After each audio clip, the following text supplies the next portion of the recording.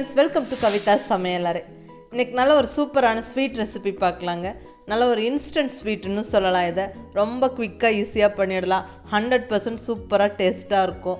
கான்ஃபிடெண்ட்டாக ஸ்வீட் செய்ய தெரியாதவங்க கூட இந்த ஸ்வீட்டை வந்து ட்ரை பண்ணலாம்.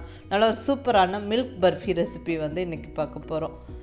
ஆக்சுவலி மில்க் ஸ்வீட்ஸ் வந்து மோஸ்ட்டாக எல்லாருக்கும் ஃபேவரட் ஸ்வீட்டாக இருக்கும், அந்த பாலில் செய்கிற ஸ்வீட்ஸ் எல்லாம்.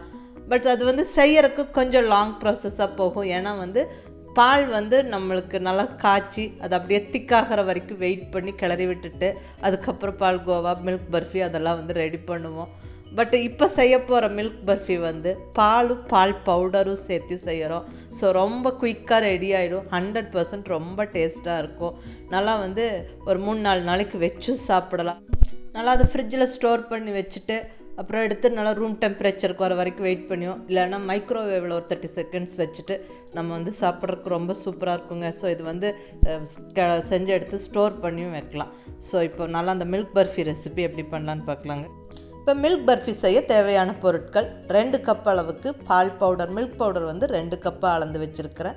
எந்த கப்பில் மில்க் பவுடர் அளந்தோமோ அதே கப்பில் வந்து பாதி கப்புக்கு நெய், 3/4 கப்பு பால், 1/2 கப் அளவு பொடிச்ச சர்க்கரை. மிக்சியில் சர்க்கரையை போட்டு பொடிச்சு எடுத்து வச்சுருக்கிறேன். ஸோ கிளறக்கு ஈஸியாக இருக்கும்.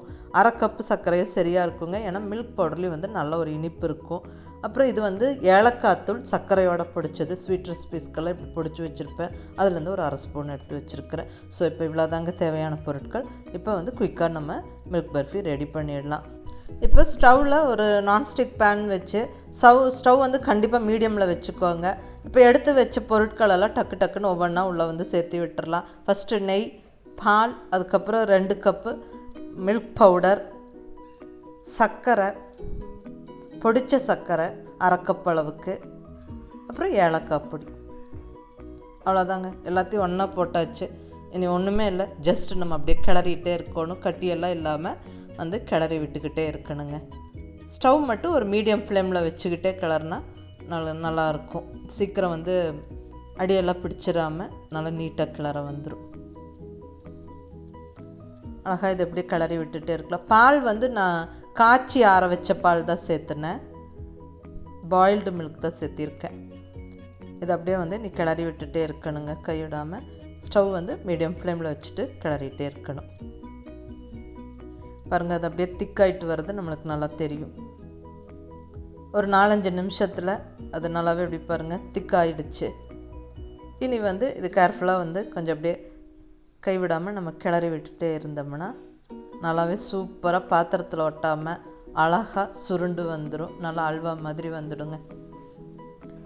அந்த நம்ம பால்கோவா செய்கிற ஸ்டேஜுக்கு வந்து சீக்கிரமாக இது ரீச் ஆகிடும்.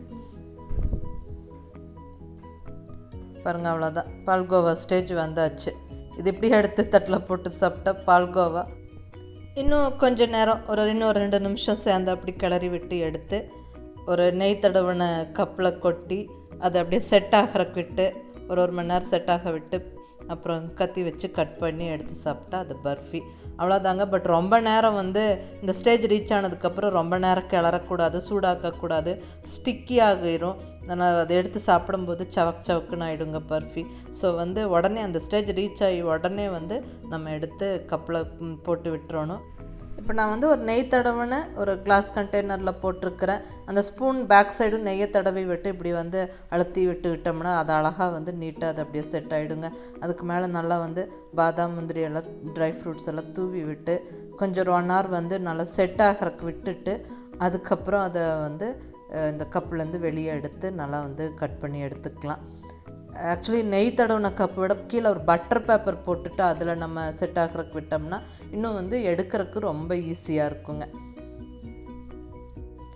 இப்போ நல்லா 1 hourக்கு மேலே ஆயிடுச்சுங்க. நல்லா வந்து சுத்தமாக அது ஆறி நல்லா ரூம் டெம்பரேச்சருக்கு வந்துருச்சு. இனி வந்து அதை நம்ம அழகாக வந்து கட் பண்ணி எடுக்கிறதுக்கு ஈஸியாக வந்துடும். ஸோ அந்த கண்டெய்னர்லேருந்து அப்படியே அதை வந்து திருப்பி போட்டு அதை எடுத்துடலாம். பாருங்கள், அப்படியே அந்த கிளாஸ் கண்டெய்னருக்கு ஷேப்புக்கு அப்படியே அழகாக வந்து திருப்பிடுச்சு. இப்போ அந்த பாதாம் இருக்கிற சைடுக்கு திருப்பி எடுத்துக்கலாம். சூப்பரான மில்க் பர்ஃபி ரெடி ஆகிடுச்சுங்க. இனி இதை வந்து ஜஸ்ட் கட் பண்ணி சர்வ் பண்ணிடலாம். ரொம்ப ஈஸியான இந்த ரெசிபி, ரொம்ப சுலபங்க செய்கிறது. கண்டிப்பாக ட்ரை பண்ணி பாருங்கள்.